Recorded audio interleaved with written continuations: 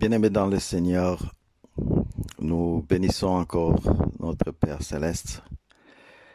Euh, Nous disons shalom pour cette opportunité que Dieu nous offre encore de nous retrouver et partager sa parole. Comme nous le savons tous, nous avons commencé cette série d'enseignements et le thème était vivre sa vie chrétienne. Et la fois passée, nous avons parlé de 3 points. Il s'agissait d'être assis, marcher et tenir ferme. Nous avons lu dans Matthieu chapitre 11 verset 28, là où le Seigneur Jésus-Christ dit « Venez à moi, vous tous qui êtes fatigués et chargés, je vous donnerai du repos. » Et nous avons dit que nous allons nous appuyer plus dans Éphésiens. Et la position être assis, nous avons dit, ça représente la position du chrétien, notre position en Christ. Et la marche ou marcher, parle de la vie du croyant ou du chrétien dans ce monde. Et tenir ferme, c'est plutôt l'attitude du chrétien face à l'ennemi. Et nous avons dit qu'une vie chrétienne doit correspondre exactement à la pensée de Dieu en toutes choses pour plaire à Dieu. Et l'objectif de notre vie, tant que chrétien, c'est de plaire à Dieu et non aux hommes. Et nous avons fait voir que on ne commence pas la vie chrétienne par un effort, par la marche, mais on commence la vie chrétienne par s'asseoir. Parce que ce n'est pas notre effort qui nous amène à être sauvés, mais c'est plutôt ce que Christ a fait sur la croix, il y a plus de 2000 ans, qui nous a fait sauver. Et comme l'Éphésiens, chapitre 2, verset 8 nous le dit, nous sommes sauvés par grâce, au moyen de la foi. Quand nous avons crié en Christ, c'est par là que nous avions réussi. Nous avons été sauvés. Et j'aimerais que chacun de nous comprenne cela et retient cela pour toute sa vie, que nous sommes sauvés par grâce, au moyen de la foi.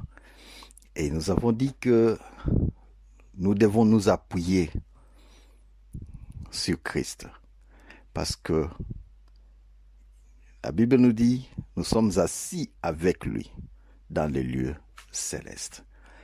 Et nous avions promis que nous allons continuer le deuxième point. Mais avant cela, je voulais dire quelque chose d'important. Quand nous disons que nous sommes sauvés par grâce, ce n'est pas par nos efforts. C'est pas parce que nous avons gêné, parce que nous avons donné des offrandes. Je ne dis pas que donner des offrandes c'est mauvais. Je ne dis pas que gêner c'est mauvais. Non. Nous pouvons donner nos offrandes, nous pouvons gêner, nous pouvons faire des sacrifices, des dons, mais en tant que chrétiens. Donc c'est pas ça qui nous a sauvés. Mais nous le faisons étant des sauvés, des personnes qui sont sauvées. Et nous manifestons maintenant l'œuvre de Christ en nous. L'amour du Christ qui est en nous, nous le manifestons. Mais ce n'est pas ça qui nous a sauvés. Nous étions sauvés par grâce. Parce que personne sur cette terre peut atteindre la divinité de Dieu pour être sauvé. Et que ses péchés soient pardonnés. Je voulais maintenant avancer, donc pour gagner le temps, et parler de marcher, qui est le deuxième point. Mais j'aimerais d'abord que nous prions le Seigneur. Père, nous te disons merci encore pour ces rendez-vous. Viens nous parler. Laisse que le Saint-Esprit s'exprime. Sanctifie ma langue, ma bouche, Seigneur, parce que je suis qu'un simple instrument. Je veux que toi et toi seul, conduit par ton esprit, puisse parler à nos cœurs, à nos âmes, Seigneur. Touche nos cœurs, afin que ta parole puisse trouver une place, une bonne place, et comme une semence puisse produire des fruits. Nous voulons être enseignés pour comprendre ta volonté dans notre vie et l'importance de notre existence sur cette terre. Parce que sans l'enseignement, Seigneur, nous ne comprendrons jamais et nous allons marcher comme des insensés.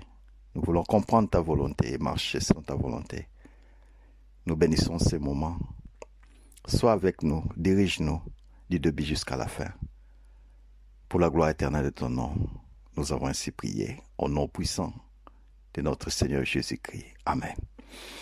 Nous allons lire dans Éphésiens chapitre 4, versets 1 et 2. Il est dit ceci. Ça, c'est l'apôtre Paul qui dit aux Éphésiens et à nous aujourd'hui. Je vous exhorte donc, moi les prisonniers dans le Seigneur, à marcher d'une manière digne de la vocation qui vous a été adressée, en toute humilité et douceur, avec patience, vous supportant les uns les autres avec amour. J'aime bien ce passage. Marchez d'une manière digne de la vocation qui vous a été adressée. Nous avons parlé de se reposer, d'être assis.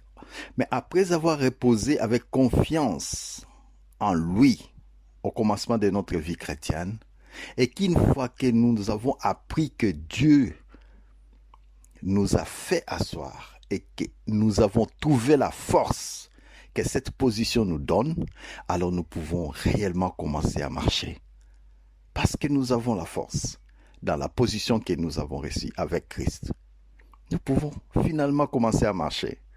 Être assis décrit notre position avec Christ dans les lieux célestes. Et marcher, c'est l'expression pratique de notre position céleste ici-bas sur la terre. C'est ça. Il y a des choses très importantes à considérer. Et surtout, notre position céleste ici-bas sur la terre. Premièrement, le terme marcher traduit dans les versions par se conduire ou marcher se retrouve plusieurs fois dans Éphésiens. Je crois 7 à 8 fois on peut les retrouver. On peut trouver conduire, se conduire, marcher, tout ça. Éphésiens chapitre 4 verset 1 par exemple, que nous venons de lire, parle de marcher. Et je vais prendre aussi Éphésiens chapitre 4 verset 17 jusqu'à 23. Je vais lire rapidement. Voici donc ce que je dis et ce que je déclare dans les Seigneurs. Vous ne devez plus marcher comme les païens qui marchent selon la vanité de leurs pensées. Ils ont l'intelligence obscurcie et sont étrangers à la vie de Dieu à cause de l'ignorance qui est en eux, à cause de l'endurcissement de leur cœur.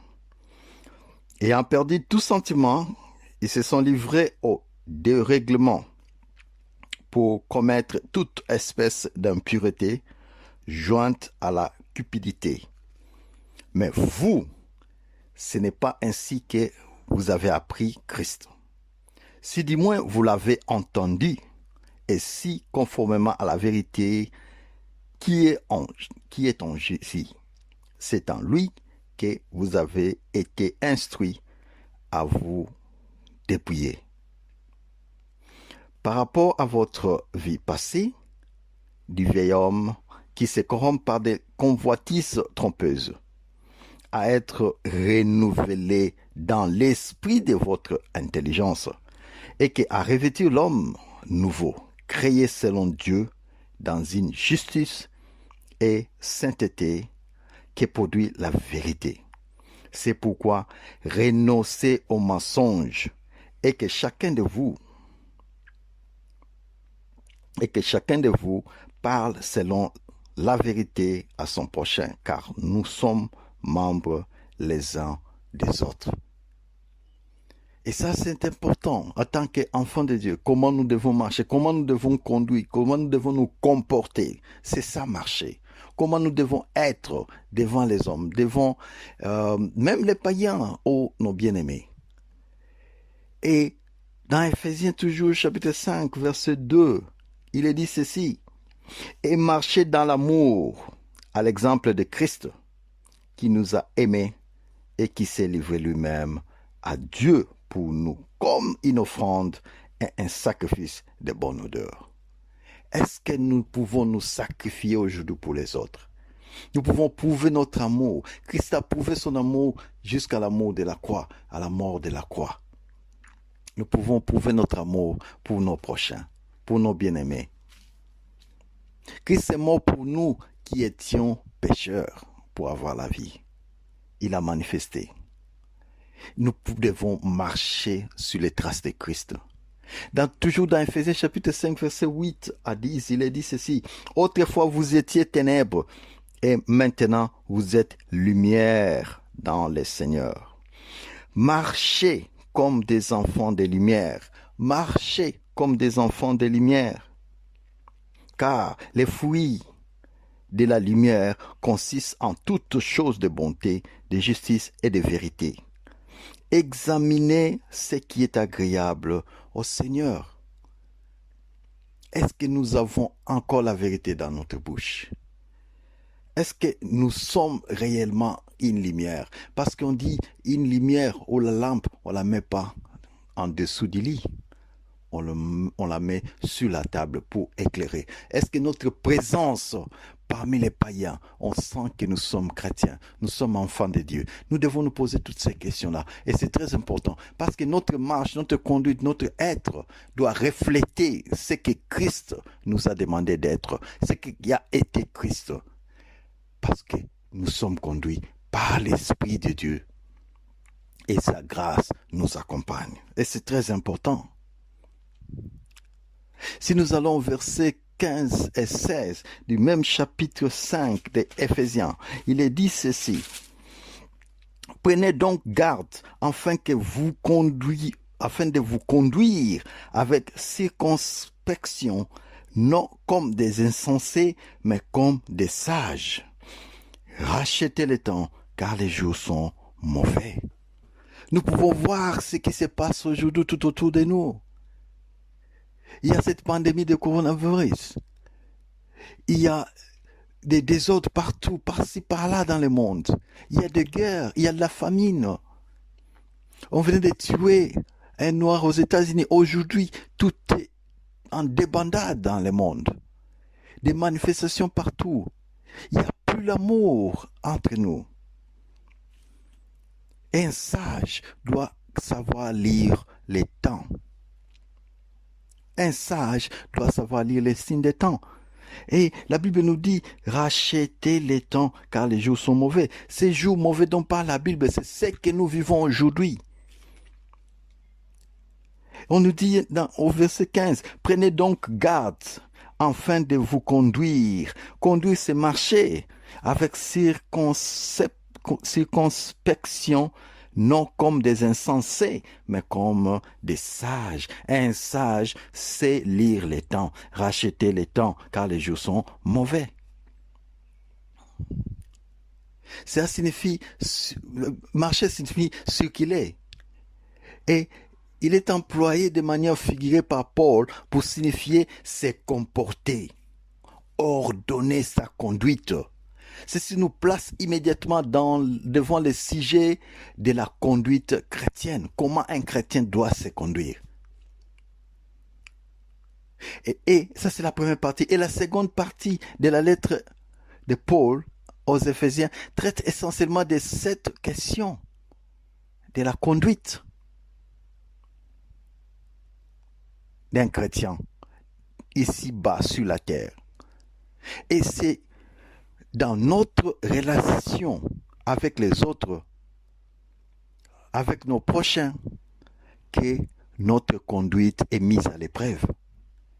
La relation que j'ai avec mon voisin, avec mon collègue de service, avec mon collègue de classe, avec ma soeur, avec mon frère de l'église ou de même famille, quelle est cette relation que j'ai avec ma propre famille, avec les amis, avec les collègues? Quelle relation que j'ai? Et notre relation avec les autres, avec les prochains, c'est ça qui détermine notre conduite et qui met notre conduite à l'épreuve.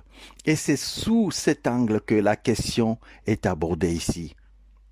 Il nous est demandé de marcher avec patience, supporter les autres, rejeter les mensonges, ne pas pécher une fois en colère. La Bible nous dit, ne dormez pas avec votre colère. Nous devons être patients avec les autres. Malgré qu'ils se conduisent mal, nous devons continuer à les aimer, à les aider, à changer, à développer leur patience aussi. Supporter les autres dans leurs erreurs, dans leurs comportements. Nous devons avoir le cœur de Christ. Combien il a supporté les comportements immenses des hommes et de ceux qui l'entouraient, de ceux qui étaient tout autour de lui. Nous devons éviter les mensonges. La Bible nous demande de rejeter les mensonges, de ne pas dormir avec la colère. Si nous étions voleurs, parce que nous avons trouvé une place, nous avons assis avec Christ, nous devons marcher, nous devons nous conduire selon le Saint-Esprit. Combien et comment le Seigneur nous demande de nous conduire. J'ai volé hier, aujourd'hui je ne veux plus voler, j'ai laissé et j'ai abandonné ces chemins. Je veux marcher autrement, je veux me conduire autrement. Ne plus dérober. Rejeter l'amertume, s'abstenir de la méchanceté, arrêter la méchanceté. Comment est ton cœur? Tu as gardé combien de gens dans ton cœur que tu refuses de pardonner? Être bon. Christ a été bon sur la terre. Il a manifesté de plusieurs manières. Il a aidé les pauvres. Il a ressuscité les morts. Il a prié pour ceux qui étaient dans la perdition. Aider les uns les autres, ne pas s'irriter, obéir et s'abstenir des menaces. Quand nous lisons Ephésiens chapitre 4, 5 et 6, nous allons voir tout cela. Ça parle de tout ce que je viens de dire. Cela nous rappelle l'enseignement de Jésus sur la montagne, les sermons sur la montagne. Dans Matthieu chapitre 5, je préfère les lire parce que c'est très intéressant et c'est très important. Quand nous allons dans Matthieu chapitre 5, à partir du verset 38 à 48, je vais lire ça rapidement.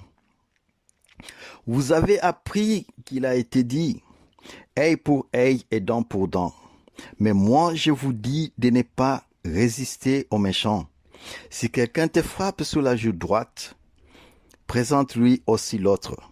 Si quelqu'un veut plaider contre toi et prendre ta tunique, laisse-lui encore ton manteau. Si quelqu'un te force à faire 1 000, fais-en 2 avec lui.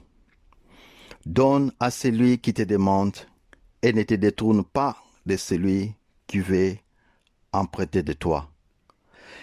Mais moi, vous avez appris qu'il a été dit, tu aimeras ton prochain et tu haïras ton ennemi. Mais moi je vous dis, aimez vos ennemis, bénissez ceux qui vous maudissent, faites du bien à ceux qui vous haïssent et priez pour ceux qui vous maltraitent et qui vous persécutent. Afin que vous soyez fils de votre Père qui est dans les cieux, car il fait lever le soleil sur les méchants et sur les bons. Et il fait pleuvoir sur les justes et les injustes. Si vous aimez ceux qui vous aiment, quelle récompense méritez-vous? Les publicains n'agissent-ils pas de même? Et si vous saluez seulement vos frères, que faites-vous d'extraordinaire? Les païens n'agissent-ils pas de même?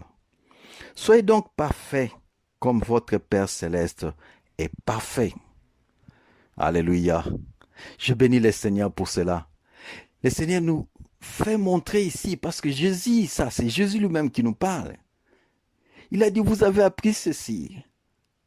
Qu'il a été dit, œil pour œil, dent pour dent, moi je vous dis, de ne pas résister aux méchants. Si quelqu'un te frappe sur la joue droite, présente-lui l'autre.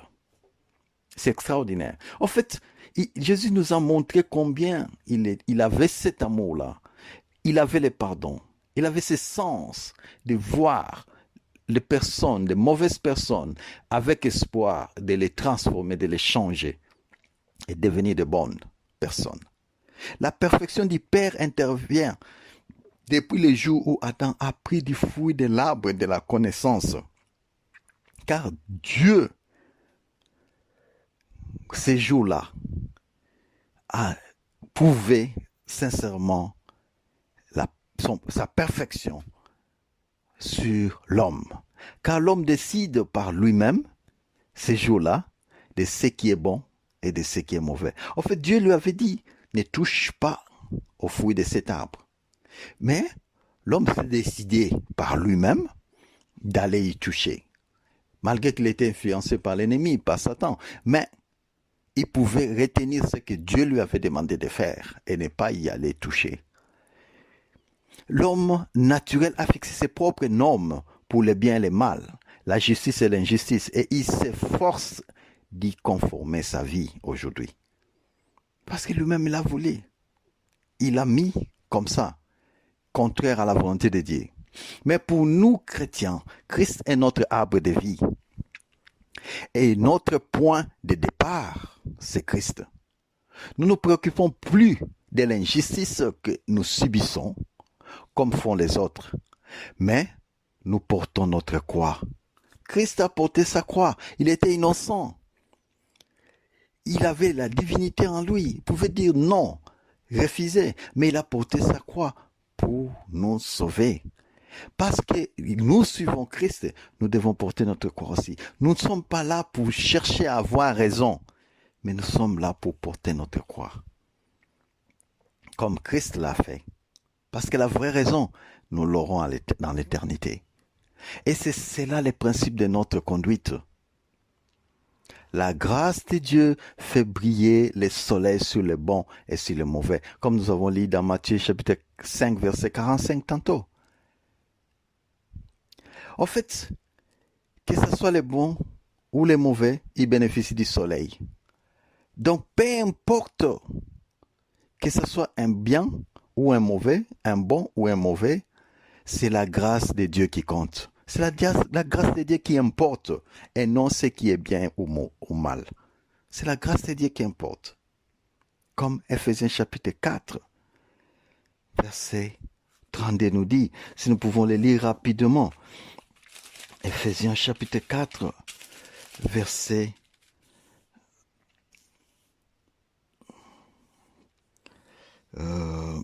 32 dit ceci, « Soyez bons les uns envers les autres, compatissants, vous pardonnant réciproquement, comme Dieu vous a pardonné en Christ. » Il nous a pardonné. Nous devons nous pardonner réciproquement. Le Seigneur nous le demande. Ma vie doit être gouvernée par les principes de la croix et la perfection du Père, et non par les principes de ce monde. Œil pour œil, dent pour dent. Puisqu'il m'a fait ça, il verra, je lui ferai ceci. Non, notre vie en tant que chrétien doit être gouvernée par les principes de la croix. Christ a porté sa croix jusqu'à la fin. Et la perfection du Père. Soyez parfaits comme votre Père est parfait. Soyez donc parfaits comme votre Père céleste est parfait. Matthieu chapitre 5, verset 48. Jésus n'est pas mort sur la croix pour défendre nos droits, mais c'est la grâce qu'il a fait monter sur la croix. C'est la grâce et l'amour qu'il a fait monter sur la croix. Nous devons faire de même, toujours donner aux autres ce qui leur est dû et davantage. Nous voyons aujourd'hui ceux qui sont au pouvoir bénéficier au dos des autres. Et ils s'accaparent de tout. Ils ne veulent pas partager. Mais l'amour de Christ nous demande de donner aux autres ce qui leur est dû. Et même davantage.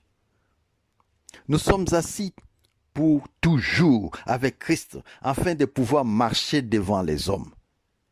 Parce que nous sommes assis pour toujours avec Christ dans les cieux, dans les lieux célestes, c'est pourquoi nous sommes capables de marcher devant les hommes sur terre.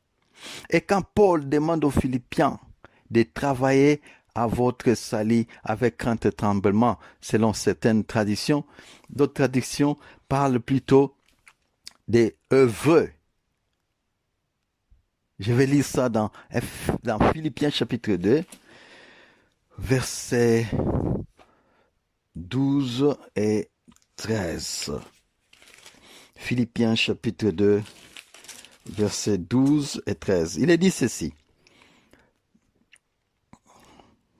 Ainsi, mes bien-aimés, comme vous avez toujours obéi, mettez en œuvre votre salut avec crainte et tremblement, non seulement comme en ma présence, mais bien plus encore maintenant que je suis absent, car c'est Dieu qui produit en vous les vouloir et les faire selon son bon plaisir. Ici, il ne s'agit pas des païens, il s'agit des chrétiens, ceux qui ont déjà reçu Christ. Et Paul a envoyé une lettre à l'église de Philippe. Donc, il parlait aux Philippiens qui étaient déjà chrétiens, enfants de Dieu. Ils avaient reçu Christ. Donc, ils étaient déjà sauvés. C'est pas qu'ils devaient être sauvés en travaillant, en fournissant un effort, mais ils étaient déjà sauvés par grâce et ils devaient manifester les œuvres de Christ qui étaient en eux après avoir été sauvés. C'est pourquoi Paul a dit ceci. C'est pourquoi Paul a dit ceci. Et ceci veut dire que ce que Dieu fait en nous, manifestons-les au dehors. Il est fait en nous, dans notre cœur, dans notre intérieur. Et ces secrets-là, nous devons les manifester au dehors, tout autour de nous. C'est ça les secrets. Dieu nous a donné Christ. Nous ne pouvons rien en dehors de lui. Nous ne pouvons rien sans Christ. Nous sommes incapables de faire quoi que ce soit sans Jésus. Et le Saint-Esprit a été envoyé pour produire en nous ce qui est en Christ, qui est de Christ, et non en dehors de lui. Éphésiens chapitre 3, verset 16 jusqu'à 19 dit ceci. Afin qu'il vous donne, selon la richesse de sa gloire, d'être puissamment fortifié par son esprit dans l'homme intérieur, en sorte que Christ habite dans vos cœurs par la foi, étant enraciné et fondé dans l'amour, que vous puissiez comprendre avec tous les saints quelle est la largeur, la longueur, la profondeur et la hauteur, et connaître l'amour de Christ qui surpasse toute connaissance, en sorte que vous soyez remplis jusqu'à toute la plénitude de Dieu. Et ça, c'est important pour nous. C'est le vouloir et le faire. C'est Dieu qui le met en nous. Et à travers Christ, c'est son amour qui habite dans nos cœurs. La Bible nous demande de racheter les temps. Et c'est important. Sur ces marchés, c'est aussi l'idée de progression. Nous ne devons pas perdre le temps à regarder à gauche et à droite, à se regarder ce qui se passe, à être un opportuniste parce qu'il y a quelque chose qui se passe là-bas. Il faut que je sois présent, peut-être que je veux bénéficier de quelque chose. Nous devons progresser. Marcher, c'est l'idée de progresser. Marcher, c'est avancer et continuer encore. Parce que nous marchons avec Christ, nous avançons avec Christ, nous devons continuer avec Christ jusqu'à l'éternité. Et nous aimerions maintenant considérer cet aspect de notre marche en avant vers un but. Éphésiens chapitre 5, versets 15 à 17 dit ceci. Prenez donc garde afin que de vous conduire avec circonspection, non comme des insensés, mais comme des sages. Rachetez les temps car les jours sont mauvais. Ça, nous l'avons dit, Tito. Et cela fait allusion à la notion de temps. Quand il parle de la différence entre sage et folle, ou sagesse et folie, c'est un point très important. Parce qu'il parle de la sagesse et de la folie. Nous pouvons voir l'histoire des 10 vierges, la parabole des 10 vierges dans la Bible, dans Matthieu chapitre 25, versets 1 à 13. Faute de temps, on pouvait lire ça, mais attendez, je vais voir si on peut lire rapidement. La Bible nous dit que ils avaient tous de l'huile dans leurs lampes. Et ce qui est intéressant ici est que les 5 avaient des réserves d'huile, pendant que les 5 autres n'en avaient pas. Et l'histoire nous fait voir en fin de compte que ils ont perdu le temps à aller chercher de l'huile quand on a crié que le maître arrivait. L'époux est arrivé et ils sont restés d'ailleurs. Alors, je vais aller directement au verset 9. Les sages répondirent quand ils ont demandé de l'huile, non, il n'y en aurait pas assez pour nous et pour vous. Allez plutôt chez ceux qui en vendent et achetez-en pour vous. Pendant qu'elles allaient en acheter, l'époux arriva. Celle qui était prête entrait avec lui dans la salle des noces, et la porte fut fermée. Plus tard, les autres vierges vinrent et dirent, Seigneur, Seigneur, ouvre-nous. Mais il répondit, je vous l'ai dit en vérité, je ne vous connais pas. Veillez donc, puisque vous ne savez ni le jour, ni l'heure. En fait, toutes les 10 vierges avaient de l'huile. Sauf que les unes en avaient en réserve et les 5 autres en avaient pas. Cette illustration, nous le voyons encore dans Apocalypse chapitre 14, versets 1 à 5. Et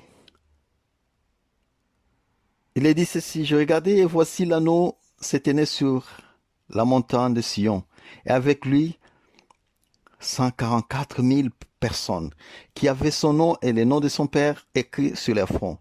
J'entendis du ciel une voix comme un bruit de grosses eaux, comme le bruit d'un grand tonnerre, et la voix que j'entendis était comme celle des joueurs de harpes jouant de leur harpe.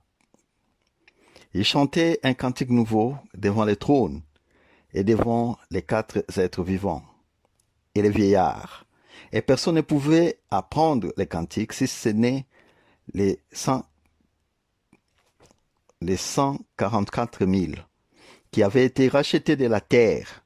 Ce sont ceux qui ne se sont pas souillés avec les femmes, car ils sont vierges. Ils suivent l'anneau partout où il va, et ils ont été rachetés d'entre les hommes, comme des prémices pour Dieu et pour l'anneau. Tout ça nous fait montrer que ces gens-là, les 144 000, étaient des hommes comme nous, mais qui ont suivi Christ, qui se sont laissés diriger par le Saint-Esprit. Et si nous voyons dans même Matthieu 25, les 5 autres qui étaient partis chercher de lui, ils en ont trouvé parce qu'ils sont revenus. Mais ils n'ont pas pris place à la fête des noces. Ils devaient attendre dehors. Nous ne savons ni le jour ni l'heure que le Christ va revenir. Et nous devons faire un effort pour être remplis du Saint-Esprit. Nous avons le Saint-Esprit, mais nous devons être remplis du Saint-Esprit. Et ça, c'est très important pour nous, tant qu'enfants de Dieu.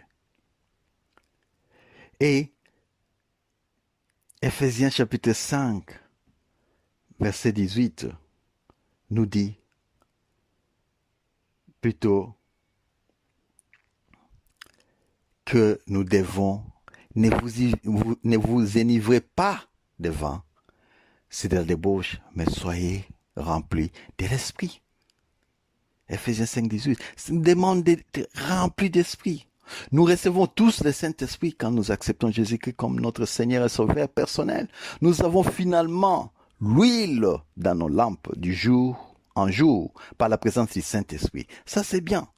Mais être rempli du Saint-Esprit, c'est plutôt marcher selon l'Esprit. C'est-à-dire avoir de l'huile en réserve. Comme nous dit Galates chapitre 5, versets 16 à 25. Galates chapitre 5, versets 16 à 25.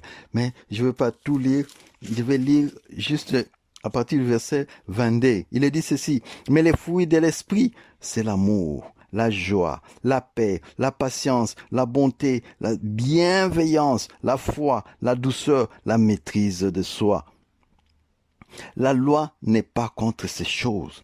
Ceux qui sont à Jésus-Christ ont crucifié la chair avec ses passions et ses désirs. Si nous vivons par l'Esprit, marchons aussi selon l'Esprit. Ne cherchons pas une vaine gloire en nous provoquant les uns les autres, en nous portant envie les uns les autres. Si nous avons ceux qui sont à Jésus-Christ ont crucifié la chair avec ses passions et ses désirs. Et si nous vivons par l'Esprit, marchons aussi selon l'Esprit. Ça, c'est très important. C'est ça, être rempli du Saint-Esprit. Comme nous dit Matthieu 25 aussi. Et c'est très important. Nous, en tant qu'enfants de Dieu, nous devons marcher selon l'Esprit pour marcher devant les hommes sur cette terre. Si nous sommes, comme nous sommes assis avec Christ dans le lieu céleste, nous pouvons marcher devant les hommes. Parce que ce n'est pas nous qui vivons. Ce n'est plus nous qui vivons, mais c'est Christ qui vit en nous. Et Christ vivant en nous, nous pouvons marcher comme Christ. Et dans Matthieu 25, il s'agit de l'huile en réserve. Il s'agit de l'huile en réserve dans les vases afin que la lumière puisse être entretenue, quelle que soit la longueur de la tente, grâce à l'action continue et miraculeuse de l'Esprit en nous, car la sagesse est liée au temps. Nous devons lire les signes des temps. Nous devons regarder ce qui se passe aujourd'hui dans le monde. Et nous devons être remplis du Saint-Esprit, avoir de l'huile dans nos lampes. La sagesse est liée au temps. Le Seigneur a besoin maintenant d'instruments qui soient prêts, car les jours sont mauvais. Éphésiens 5, 16. Notre Seigneur a toujours aimé les âmes désespérées d'elles-mêmes, mais désireuses de les suivre et marcher avec lui. Des âmes qui sont désespérées. Ils savent que moi, sans Jésus, je ne saurais rien. Je ne pourrais rien. J'ai besoin de Jésus. J'ai besoin de Dieu à tout moment de ma vie. Des âmes comme ça, ce sont des âmes qui les suivent. Et les seigneurs aiment des âmes pareilles pour marcher ensemble avec eux. Et c'est très important. Aujourd'hui, je ne sais pas, bien-aimés, certains d'entre nous qui vont suivre cet enseignement, peut-être, ils n'ont jamais connu Jésus-Christ. Ils n'ont jamais accepté Jésus-Christ dans leur vie. Certains prient, ils vont dans des églises, mais ils ne sont pas sûrs s'ils sont vraiment enfants de Dieu, s'ils sont vraiment déjà reçus Jésus-Christ dans leur vie. Ils sont un peu confus. Ils ne savent pas exactement si aujourd'hui, si Jésus-Christ revient, ils n'ont pas encore l'assurance qu'ils vont vivre avec lui dans l'éternité. Je vais prier. Je veux faire une prière et suivez-moi. Pour ceux qui vont écouter cette prière tout de suite, ceux qui vont l'écouter dans quelques jours, ceux qui vont l'écouter dans quelques mois, dans quelques années, ceux qui veulent rassurer, se rassurer encore, être sûr qu'il a reçu Jésus-Christ, qu'elle a reçu Jésus-Christ, qu'il fasse cette prière ou qu'elle fasse cette prière avec moi et répéter ce que moi je vais dire. Pour ceux qui n'ont pas encore reçu Jésus, pour ceux qui ne sont pas sûrs d'avoir vraiment reçu Jésus-Christ dans leur vie, ils n'ont pas encore l'assurance de la vie éternelle. J'aimerais que tu pries après moi et tu suis exactement ce que je vais dire. Seigneur Jésus-Christ, je viens devant toi en ce moment. Et tant qu'un pécheur, je reconnais mes péchés. Je sais que j'ai marché dans le monde, j'ai marché contre ta volonté, j'ai marché contre la volonté du Père. Aujourd'hui, je viens. Je reconnais que je suis un pécheur. Je vais demander pardon. Pardonne-moi de mes péchés. Ce que je connais, ce que je reconnais, ce que je peux me souvenir et ce que je ne peux plus jamais me souvenir. Je vais m'abandonner entre tes mains. Je t'accepte dans ma vie comme mon Seigneur et Sauveur personnel. Viens habiter dans moi. Viens diriger ma vie. Je ne veux plus continuer à vivre. Je veux que toi, tu vis dans moi. Et que j'aie la paix. Que je me repose avec toi. Que je m'assoie avec toi dans des lieux célestes. Et que je marche avec toi sur cette terre devant les hommes. Et que tu transformes ma vie. Je veux devenir une nouvelle créature. Crée-moi encore. Je te reçois aujourd'hui dans ma vie comme Seigneur et Sauveur personnel. Que le Saint-Esprit m'aide à marcher selon ta volonté. Dans le nom puissant de Jésus, nous avons prié. Amen. Bien-aimé, tu es maintenant enfant de Dieu. Tu réussis dans les royaumes comme un prince. Et laisse-toi conduire par le Saint-Esprit. Laisse que la grâce de Dieu, sa bonté, son amour, t'amène sur les chemins de sa bonté et de ses merveilles. Je bénis tout un chacun de nous. Seigneur, en ce moment, laisse que cette parole que nous venons de partager puisse trouver une place dans nos cœurs, comme une graine qui produira des fruits, Seigneur. Aide-nous à marcher selon ta volonté, à se conduire, à se comporter selon ta parole, pour faire la différence entre le monde et nous qui sommes tes disciples. Nous voulons rester entre tes mains et marcher avec toi. Tiens nos mains et montre-nous les chemins, afin que nous puissions être et vivre avec toi dans l'éternité. Bénis nos projets, bénis nos travaux, bénis nos familles, Seigneur. Bénis tout ce que nous avons de bien à faire. Tu connais ce qui est bien pour nous et ce qui est mauvais. Réalise tout pour la gloire éternelle de ton nom. J'ai béni mon frère, j'ai béni ma sœur. J'ai béni toute personne qui va écouter ces messages, Seigneur. Que ta main soit sur lui ou sur elle. Qu'il sente ta présence dans sa vie. Qu'il sente une transformation de cœur, Seigneur. Et je crois à ta fidélité, que tu feras quelque chose dans le cœur de ma sœur, de mon frère, afin qu'ils te connaissent davantage pour la gloire éternelle de ton nom. Nous t'avons ainsi prié. Au nom glorieux et puissant de Jésus-Christ notre Seigneur et Sauveur. Amen.